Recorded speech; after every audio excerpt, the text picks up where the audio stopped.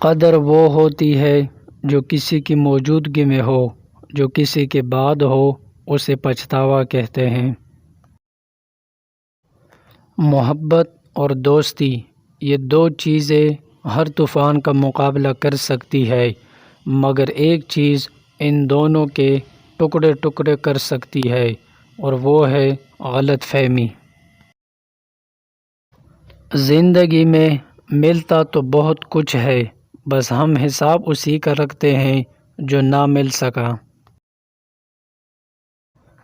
دولت اور عہدے انسان کو عارضی طور پر بڑا کرتے ہیں، لیکن انسانیت اور اچھا اخلاق انسان کو ہمیشہ بلند درجے پر رکھتا ہے۔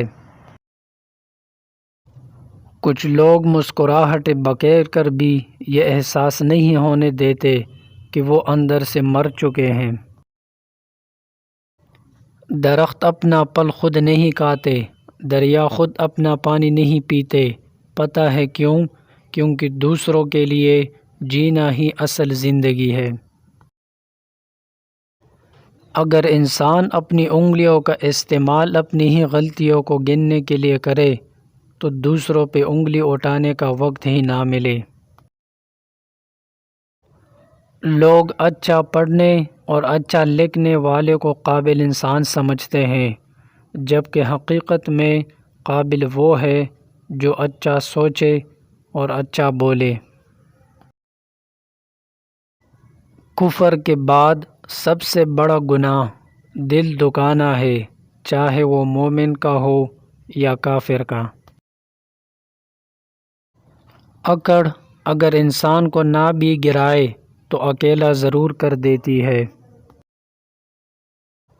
اخلاق وہ چیز ہے جس کی قیمت کچھ نہیں دینی پڑتی، ہاں مگر اس سے ہر انسان خریدا جا سکتا ہے۔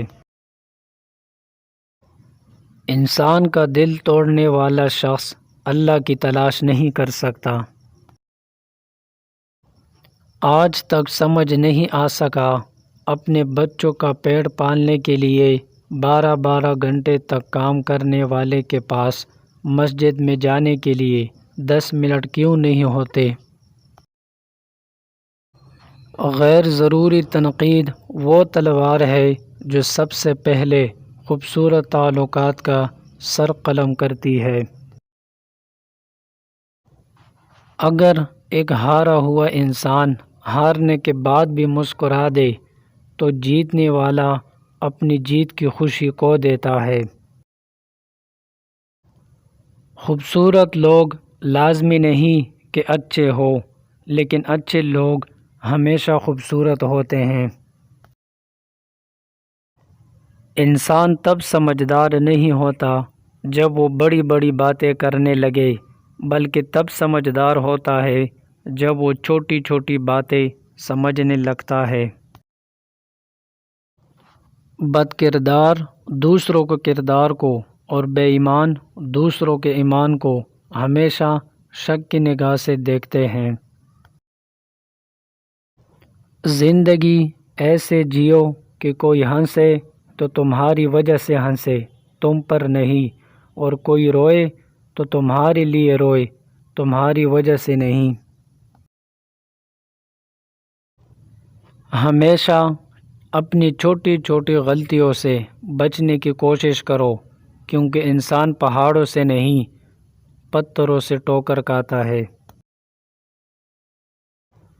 کسی کو حقیر اور کمزور نہ سمجھو، کیونکہ راستے میں چھوٹا سا پتھر بھی آپ کو منہ کے بل گرا سکتا ہے۔